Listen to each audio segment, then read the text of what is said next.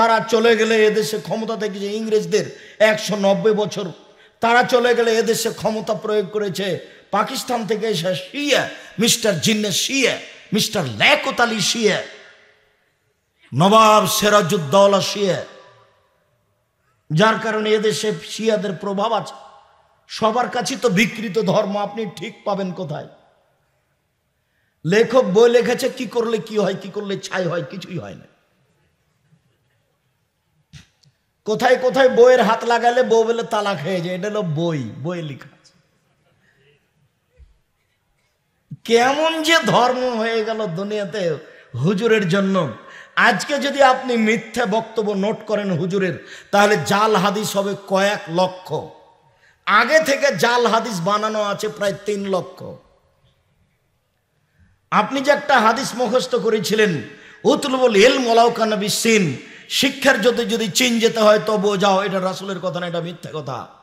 হুব্বুল ওয়াতান মিনাল ঈমান, দেশকে ভালোবাসতে ঈমানের অঙ্গ, এটা রাসূলের কথা না, এটা মিথ্যা কথা। আদম আলাইহিস সালাম ভারত থেকে হজ করতে গেছেন 60,000 বার, তাহলে 60,000 বছর বয়স, না হলে 60,000 বার হজ করবেন কি করে? এগুলো সব অহেতুক কথা। সম্মানিত দ্বীনি ভাই বোন, আল্লাহ তাআলা সালাত আদায় করার জন্য আদেশ করেন। ওযু করে সালাত আদায় করতে হয়, পানি নেই তায়াম্মুম করে সালাত আদায় করতে হবে। মাটি নেই, বিনা ওযুতে বিনা তায়াম্মুমে সালাত আদায় করতে হবে। কিবলার দিকে মুখ করে সালাত আদায় করতে হয়, কিবলা বোঝা যায় না, কিবলা ছাড়াই সালাত আদায় করতে হবে। দাঁড়িয়ে সালাত আদায় করতে হয়, দাঁড়িয়ে থাকা যায় না, বসে থেকে সালাত আদায় করতে হবে। বসে থাকা যায় না, শুয়ে থেকে সালাত আদায় করতে হবে। শত্রুরা তাড়া দিয়েছে, দৌড়িয়ে চলে যাচ্ছেন, এই দৌড়ানো অবস্থাতেই সালাত আদায় করতে হবে। গাড়িতে উঠে আছেন, শিকল ধরে আছেন, মানুষে ভিড়ে ঠেল মানে না, এই সময় সালাত আদায় করতে হবে। পরিষ্কার কাপড় পরে সালাত আদায় করতে হয়, পরিষ্কার কাপড় নেই, যেই কাপড়ে পেশাব পায়খানা লেগে আছে ওই কাপড় পরেই সালাত আদায় করতে হবে। পরিষ্কার অপরিষ্কার কোনো কাপড়ই নেই, কারণবশত আপনি উলঙ্গ হয়ে আছেন, এই উলঙ্গ অবস্থাতেই নামাজ পড়তে হবে, পড়তেই হবে।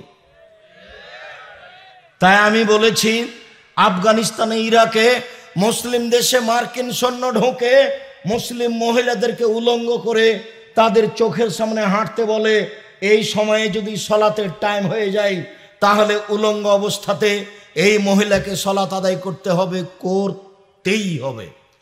পৃথিবীতে এমন কোনো পরিস্থিতি নেই যেই পরিস্থিতিতে সালাত আদায় করতে হবে না। মানুষের জীবনে সবচেয়ে গুরুত্বপূর্ণ কাজ হলো সালাত আদায় করা। মানুষের জীবনে এর চেয়ে কোনো গুরুত্বপূর্ণ কাজ পৃথিবীতে নেই। বিরল ভিন্ন ধরনের ইবাদত হলো সালাত। সালাত এমন একটা ইবাদত যার উপরে নির্ভর করে অন্যান্য ইবাদত। সালাত এমন একটা ইবাদত যার উপরে নির্ভর করে অন্যান্য ইবাদত। আব্দুর রাজ্জাক সাহেব বলেছেন যে ইবাদতের সবচেয়ে দামি ইবাদত সিয়াম। আব্দুর রাজ্জাক সাহেব বলেছেন সিয়াম রোজা থাকলে আল্লাহ খুব বেশি সন্তুষ্ট হন, সবচেয়ে দামি ইবাদত। এ কথা ঠিক, তবে যদি সালাত না থাকে তাহলে সিয়ামকে এভাবে কেটে দিবেন, এটা বাতিল। ইবাদতের জগতে সবচেয়ে শক্তিশালী পাওয়ারফুল ইবাদত হলো দান। দানের চেয়ে শক্তিশালী ক্ষমতাধর ইবাদত পৃথিবীতে নেই। আপনি যদি দান করেন তাহলে আল্লাহর রাগ মিটে যাবে, আল্লাহ আপনাকে জাহান্নামে দিবেন, সিদ্ধান্ত নিয়ে আছেন। আপনি 500 টাকা দান করলেন, তখন আল্লাহ বলছেন আচ্ছা আচ্ছা ঠিক আছে, যাও জান্নাতে যাও। নরম হয়ে গেছে দানের ক্ষমতা।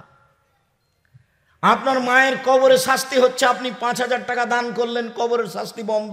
আমি বলিনি, এই কথা মুহাম্মদ সাল্লাল্লাহু আলাইহি সাল্লাম বলেছেন। রাসূল সাল্লাল্লাহু আলাইহি সাল্লাম বলেন, পানি যেমন আগুনকে নিভাতে পারে, দান তেমন পাপকে নিভাতে পারে। বিচারের মাঠে যারা দান করবে তারা দানের ছায়াতলে থাকবে, যতক্ষণ পর্যন্ত বিচার চলবে ততক্ষণ পর্যন্ত দানের ছায়াতলে থাকবে। আমি অনুবাদক, মুহাম্মদ সাল্লাল্লাহু আলাইহি সাল্লাম এভাবে বলেছেন। পৃথিবীতে সবচেয়ে শক্তিশালী ক্ষমতাধর ইবাদত হলো দান।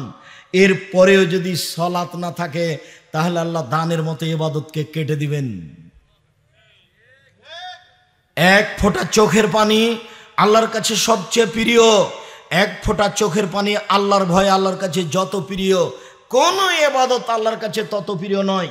রাসূল সাল্লাল্লাহু আলাইহি সাল্লাম বলেন, লা ইয়ালিজার রাজুলুন নারা বাকা মিন খাশিয়াতিল্লাহ হাত্তা ইয়ালিজাল লাবানু ফি দারে।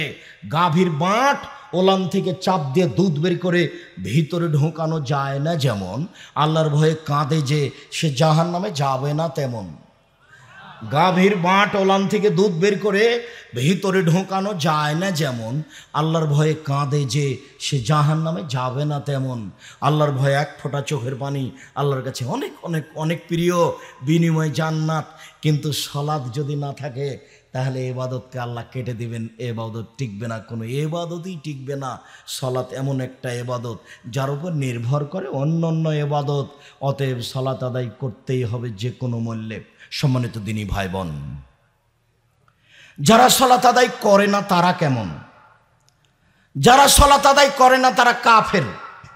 রাসূল সাল্লাল্লাহু আলাইহি সাল্লাম বলেন, মান তারাকা সালাত মুতাআম্মিদান ফাকাদ কাফারা। কেউ যদি ইচ্ছাকৃত সালাত ছেড়ে দেয় তাহলে সে কাফের হয়ে গেল। রাসূল সাল্লাল্লাহু আলাইহি সাল্লাম বলেন, বাইনাল আবদ ওয়া বাইনাল কুফরি তারকুস সালাত। মুসলমান এবং কাফেরের মধ্যে পার্থক্য হচ্ছে সালাত ছেড়ে দেওয়া। আসহাবু মুহাম্মাদিন সাল্লাল্লাহু আলাইহি সাল্লাম লা ইয়ারা তারকু কুফরুন গায়রা সালাত। নবীর সাহাবীগণ সালাত ছাড়া অন্য কোনো ইবাদত ছেড়ে দিলে কাফের মনে করতেন না। কেউ যদি সিয়াম রোজা না রাখতো তাহলে সাহাবীগণ বলতেন বড় পাপী, তবে কাফের বলতেন না। কেউ যদি যাকাত না দিত সাহাবীগণ বলতেন বড় পাপী, তবে কাফের বলতেন না। কেউ যদি সালাত আদায় না করত তাহলে সাহাবীগণ বলতেন এরা কাফের। রাসূল সাল্লাল্লাহু আলাইহি সাল্লাম বলেন, উমিরতু নুকাতিলান নাস হাত্তা ইয়াকুলু লা ইলাহা ইল্লাল্লাহ ওয়া ইউকিমুস সালাহ। আমাকে আদেশ করা হয়েছে যে আমি লা ইলাহা ইল্লাল্লাহ বলতে বাধ্য করব এবং সালাত আদায় করতে বাধ্য করব, পিটিয়ে মারব না হয় মরব। আমাকে আদেশ করা হয়েছে পিটিয়ে আমি সালাত আদায় করাবো।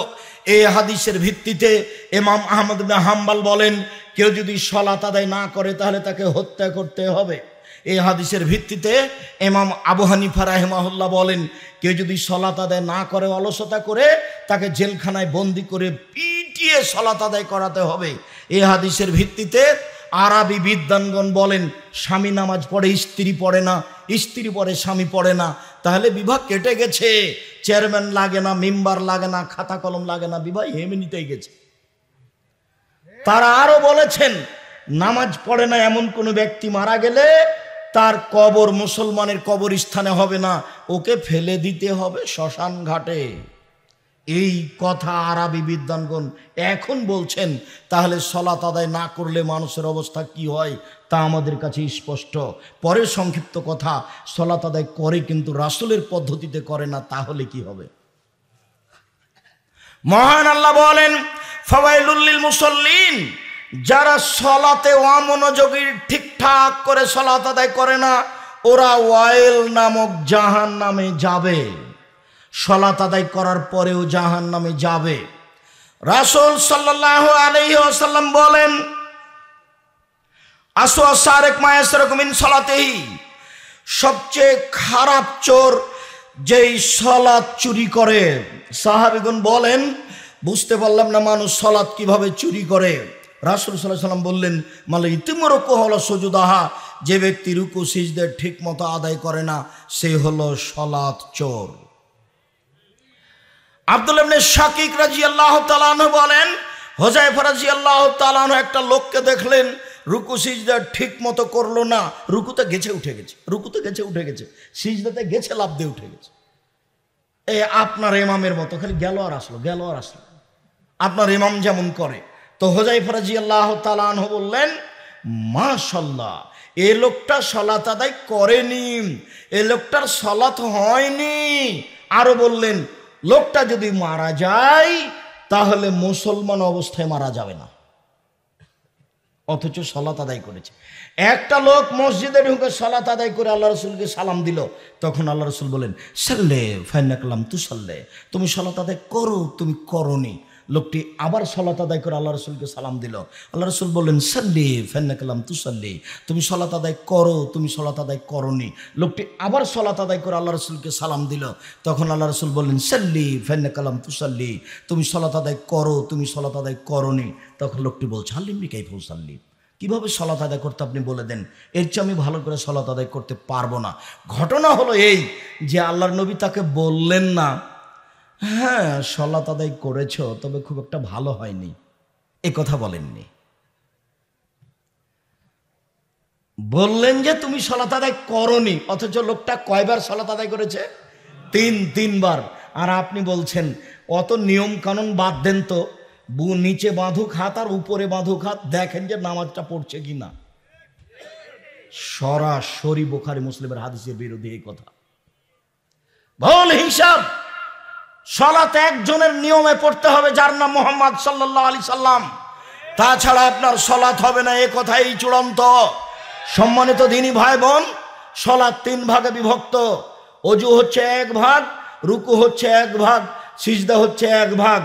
এই 3 ভাগের যে কোনো একটা ভালো না হলে 3 ভাগের 1 ভাগ নেকি কাটা যাবে। 2টা ভালো না হলে 3 ভাগের 2 ভাগ নেকি কাটা যাবে। 3টাই যদি ঠিক না হয় তাহলে সব নেকি কাটা যাবে, 1 নেকিও হবে না। রাসূল সাল্লাল্লাহু আলাইহি সাল্লাম বলেন যে ব্যক্তি ঠিক মতো সালাত আদায় করে না ও বিচারের মাঠে ফেরাউনের সাথে থাকবে। পৃথিবীতে সবচেয়ে বদ খারাপ মানুষ হলো ফেরাউন। অনেকে আল্লাহ দাবি করেছে, তবে ফেরাউনের মতো কেউ দাবি করেনি। Charles Darwin, Hume, Haeckel, Lenin, Karl Marx, Engels, আব্রাহা, আবুল আহাব, আবু জাহাল, দাকেনস, ডিকেটিস, সক্রেটিস, নমরুদ, ফেরাউন, সাদ্দাদ, কারুন, অনেকেই আল্লাহ বলে দাবি করেছে, তবে ফেরাউনের মতো নোংরা দাবি কেউ করেনি। ফেরাউনই বলেছে আনা রব্বুকুম আলা, আমি হচ্ছি তোমাদের সবচেয়ে বড় প্রতিপালক।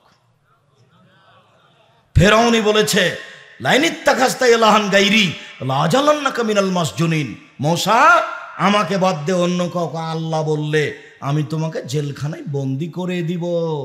ফেরাউনই বলেছে মালেম তোলাকুম মিন ইলাহিন গায়রি, মূসা আমি ব্যতীত তোমাদের আর কোনো আল্লাহ আছে এ কথা আমি জানি না।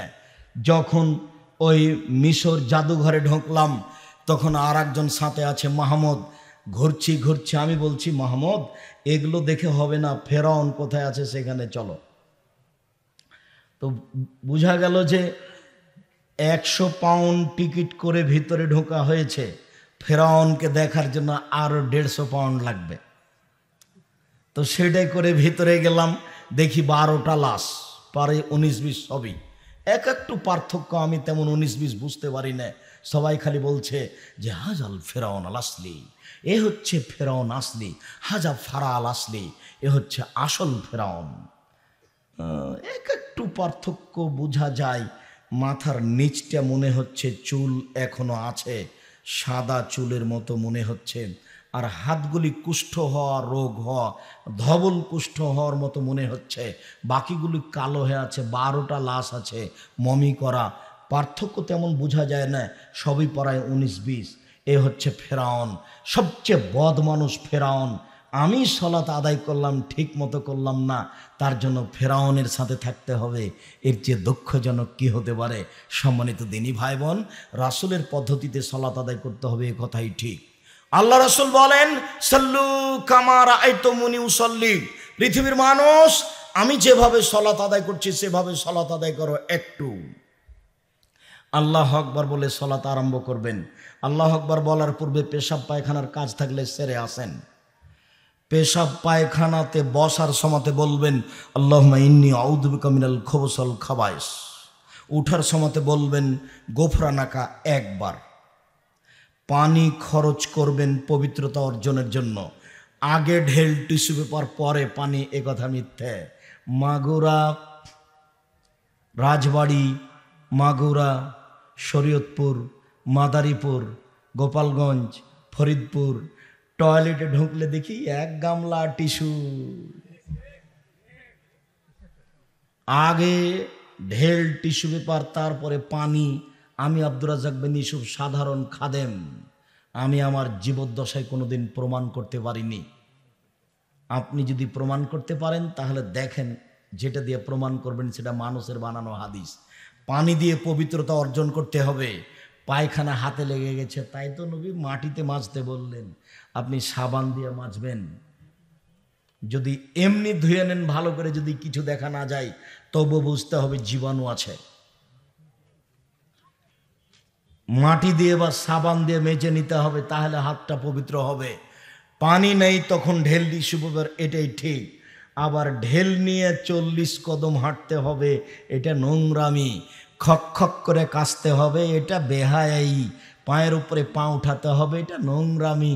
আচ্ছা, আপনি না হয় করলেন, আপনার বউ? ধর্ম কি পাগল হয়ে গেছে? আপনি আমার কথায় কষ্ট নিয়েন না, শরীর তো এরকম নয়। যে আপনাকে বলেছে সে আপনাকে বিপদে ফেলেছে। পেশাব পায়খানা শেষ হয়ে গেছে, পানি খরচ করে পবিত্রতা অর্জন করে নেন, হাত মাজে নেন। আপনার এরপরে যদি পেশাব চলে আসে কোনো সমস্যা নেই। অজু যখন করবেন, অজু শেষে একটু হাতে পানি নিয়ে লজ্জাস্থান সামনাসামনি কাপড়ের উপরে ছিটিয়ে দিবেন। সম্মানিত দিনী ভাই বোন, এইদিকে দেখেন, এই চলে, অজু শেষে তুমি হাতে পানি নিয়ে লজ্জাস্থান সামনাসামনি ছিটিয়ে দিবা, বাস পবিত্র হয়ে গেছে। আর তুমি যে মনে করছো 40 কদম, 3 ঘন্টা পরে তুমি যদি ঢেল টিস্যু পেপার ফেলো তবু মনে হবে যে পেশাব আসলো। তুমি বেকায়দায় পড়েছ, ধর্মকে তুমি বিপাকে ফেলেছ।